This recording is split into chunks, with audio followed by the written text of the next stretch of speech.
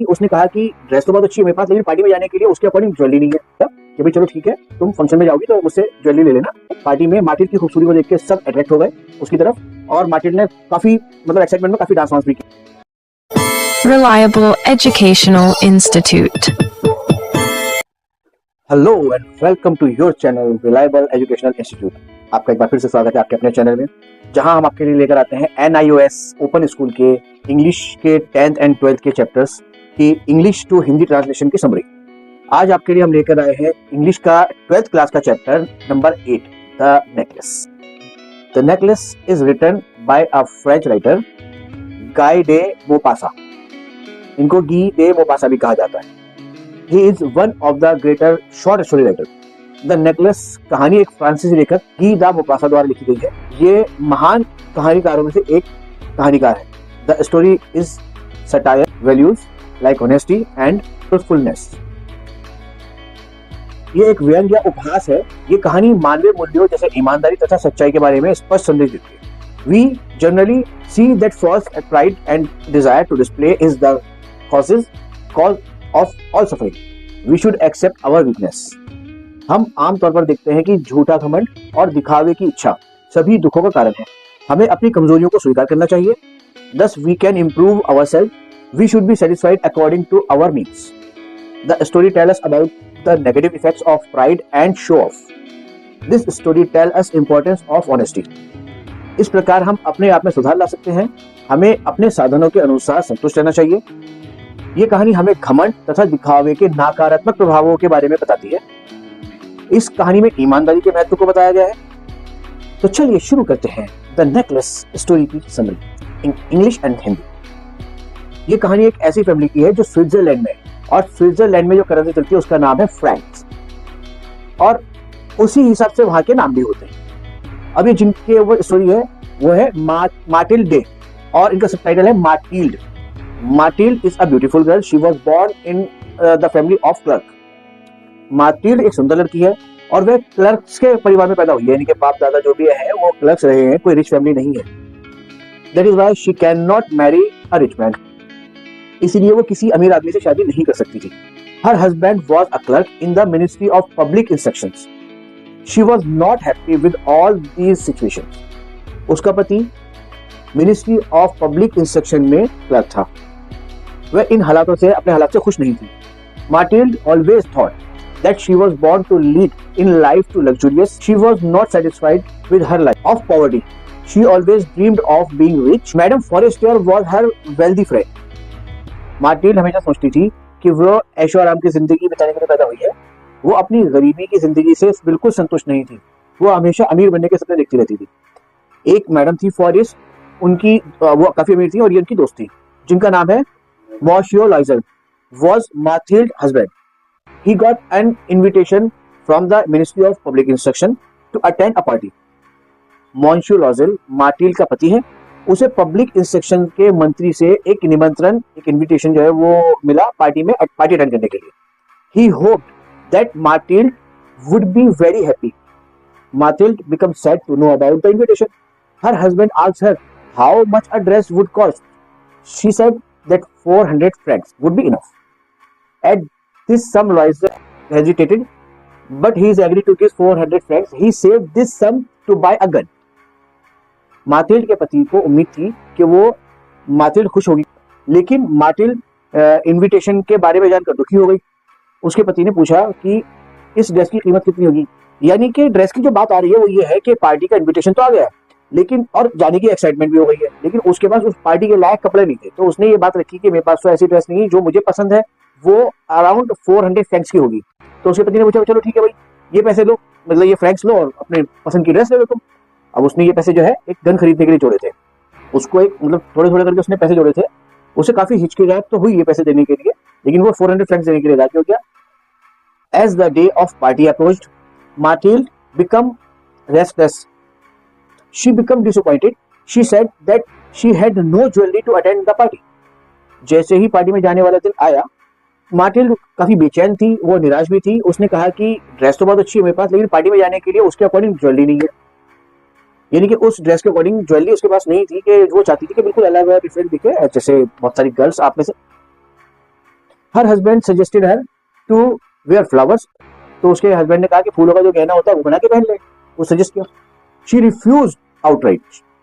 लॉजल requested her to go to madam Forestier's house, borrow some jewellery. Madam Forestier promised to give some jewelry to her. Matilde selected a diamond necklace. She expressed her gratitude to Madame Forestier. Matilde graceful. Matilde beauty attracted everyone's attention towards her. उसके पति ने उसे फूलों के गहने का सुझाव दिया, जिसको उसने साफ तौर पर मना कर दिया. लॉजिल ने माटिल्ड से कहा कि मैडम फेरिस्टे के घर जाओ और उनसे कुछ ज्वेलरी उधार ले लो, यानी एक दिन के लिए पहनने के लिए ले लो. माटिल्ड को उन्होंने ज्वेलरी देने का वादा किया कि भाई चलो ठीक है, तुम फंक्शन में जाओगी तो मुझसे ज्वेलरी ले लेना, देख लो इनमें से कौन सी तुम्हें पसंद आ रही है. उन्होंने माटिल्ड को कुछ ज्वेलरी दिखाई. उस ज्वेलरी में से माटिल्ड ने डायमंड का नेकलेस सिलेक्ट किया और उसने फेरिस्टे से शुक्रिया अदा किया, बहुत ज्यादा शुक्रगुजार हुई और वो वेल ड्रेसअप होके पार्टी में गए. पार्टी में माटिल्ड की खूबसूरती को देख के सब अट्रैक्ट हो गए उसकी तरफ और माटिल्ड ने काफी एक्साइटमेंट में काफी डांस भी की. She was very happy and danced a lot of in the party. Her husband went to sleep in the outer room at midnight. Finally, she left the party with her husband. They returned home by a cab. माटिल्ड का पति एक पास के कमरे में जाके आधी रात को सोने के लिए चला गया. फिर लास्ट में पार्टी जब खत्म हुई तो माटिल्ड आई और अपने पति के साथ कैब के जरिए से कैब करके घर आ गए. Both of them were tired. When Matilde came in front of the mirror, she saw that her necklace was missing. Both looked for the necklace everywhere. They thought it might have dropped in the cab. दोनों थके हुए थे. जब माटिल्ड शीशे के सामने गई तो उसने देखा कि उसके नेकलेस जो है गले में वो गायब है. पति पत्नी ने मिलकर नेकलेस हर जगह ढूंढा. फिर उन्होंने सोचा कि हो सकता है कि नेकलेस कैब में गिर गया हो. But none of them noted the cab number. Loisel went out in search of the necklace. Matilde became extremely sad and thoughtless. Loisel returned home about 7 o'clock in the morning. He had not found the necklace. लेकिन दोनों में से किसी ने भी cab का number note नहीं किया था. लॉइजल नेकलेस की तलाश में बाहर गया. माटिल्ड जो है वो बहुत ज्यादा दुखी हो गई और बहुत बिल्कुल बेसुध हो गई. कुछ सोच समझ की उसके अंदर ताकत नहीं आई. वो बहुत ज्यादा परेशान हो गई. लॉइजल जो है वो उसका हस्बैंड वो सुबह 7 बजे वापस आया लेकिन उसे नेकलेस नहीं मिली. He had lodged a report with the police. He gave an advertisement about this in the newspaper. He also went to cab companies. Loisel asked Matilde to write to Madame Forestier about the broken necklace के टूटे हुए clasp के बारे में लिखकर सूचित कर दे, inform कर दे कि भाई वो उसका लॉक कहीं से टूट गया तो उसको रिपेयर करा के आपको वापस दे देंगे. अब उन्होंने सोचा कि नेकलेस तो मिस हो चुका है, अब उनको देना भी है तो हमें थोड़ा टाइम मिल जाएगा ऐसा झूठ बोल के कि भाई हम उनको बोल देंगे कि लॉक टूट गया है और उसको रिपेयर करने दिया हुआ है. उनके अंदर एक ईमानदारी थी कि भाई चीज लिए किसी को तो उसको सही सलामत उसकी चीज वापस दी जाए. तो उन्होंने नोट भेज दिया और उनको थोड़ा टाइम मिल गया. The Loisel went from shop to shop looking for the same necklace in a shop at the Palais Royal, यानी कि Palais Royal. They found the same necklace. It seemed exactly like the lost necklace. फिर दोनों पति पत्नी जो है उसी तरीके के उसी जैसे नेकलेस की तलाश में मार्केट में गए. बहुत सारी दुकानों पे गए ज्वेलरी की शॉप पे. तो पैले रॉयल एक जगह है, शॉप पे उनको सेम नेकलेस वैसा मिल गया. They borrowed 18,000 francs from money lenders at very high rate of interest. They bought it for 36,000 francs. They gave the jewel box to Madame Forestier. She said that you should have returned the necklace sooner. But Matilde got satisfaction when Mrs. Forestier did not open the case of the necklace. उन्होंने महाजन से जो 18,000 Franks लेने थे उनको double rate of interest पे उनको वो amount मिला, जो कि अमाउंट बन गया 36,000 फ्रैंक्स, 36,000 फ्रैंक्स. ये एक बहुत बड़ी अमाउंट थी. अब ये समझिए कि जब जिसके पास थोड़े थोड़े जमा के 400 फ्रैंक्स हुए थे गन खरीदने के लिए, जिसकी उन्होंने ड्रेस खरीद ली थी, उनके लिए 36,000 फ्रैंक्स का सेविंग करना, चुकाना बहुत भारी काम था. उन्होंने ब्याज की रकम उठाई और 36,000 फ्रैंक्स में आके वो नेकलेस खरीदा 18,000 में, जिसके उनको चुकाने थे 36,000. उन्होंने डायमंड का जो ज्वेलरी बॉक्स जो था वो मैडम फॉरेस्टर को ले जाकर दिया. मैडम फॉरेस्टर ने कहा कि तुम्हें नेकलेस जल्दी लौटाना चाहिए था, लेकिन माटिल्ड इस बात से सेटिस्फाई हो गई कि जब फॉरेस्टर ने नेकलेस का बॉक्स लिया और लेके रख लिया, ओपन नहीं किया उसको. After this incident there was a big change in the life of both of them. They lived a very ordinary life and worked very hard for 10 years. इस घटना के बाद उनके जीवन में बहुत ज्यादा बदलाव आ गया. उन्होंने बहुत ज्यादा बहुत सिंपल लाइफ गुजारी और 10 साल तक बहुत कड़ी मेहनत करी, मुश्किलें और परेशानियां झेली और बहुत ज्यादा मेहनत की. During this period they repaid there loan. In these conditions, Mathilde started looking old. One Sunday, when Mathilde went for a walk, she spotted Madame Forestier. She was still looking very young and attractive. इस दौरान उन्होंने अपना loan चुकाया 10 साल में. बड़ी परेशानी में मुश्किल पे वक्त गुजरा, इसी दौरान उन्होंने अपना लोन भी चुकाया और इस वजह से माटिल्ड काफी बूढ़ी भी लगने लगी थी. एक संडे को जब वो घूमने के लिए निकली तो उसने मैडम फॉरेस्टर को देखा और पहचान लिया. रास्ते में उनको देखी तो वो अभी भी बहुत ज्यादा अट्रैक्टिव और यंग लग रही थी, ब्यूटीफुल लग रही थी. Mathilde became emotional and greeted her. Madame Forestier did not recognize her. Mathilde told the whole incident related to the necklace. Madame Forestier clasped her hand. She told Mathilde that her necklace was fake. Its cost would not be more than 5,000 francs. Mathilde ने रास्ते में जब उनको देखा था तो Mathilde भावुक हो गई, थोड़ा इमोशनल हो गई और उसने फॉरेस्टर को मिलकर उसको ग्रीटिंग किया, स्वागत किया. और लेकिन मैडम फॉरेस्टर ने उनको पहचाना नहीं माटिल्ड को.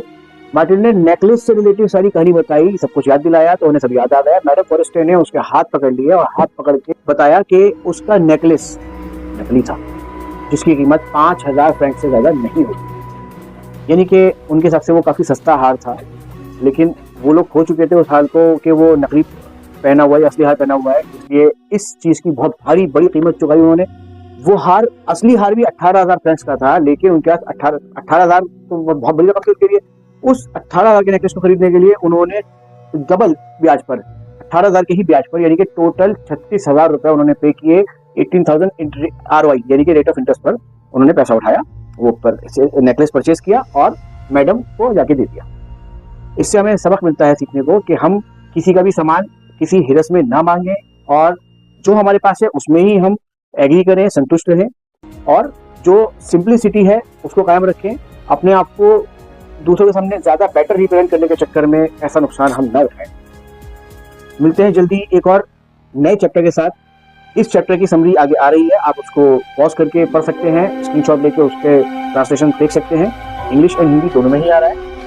कहानी कैसी लगी, वीडियो कैसा लगा, आपको लाइक बताएंगे. लाइक करना ना भूलें, चैनल को हमारे सब्सक्राइब करें, बेल आइकन प्रेस करना ना भूलें और इसके शॉर्ट पार्ट्स भी मैं इसके साथ ही अपडेट करूँगा. मिलते हैं जल्दी एक नए और चैप्टर के साथ. Take care. Hello, welcome to your channel, the one and only reliable educational institute.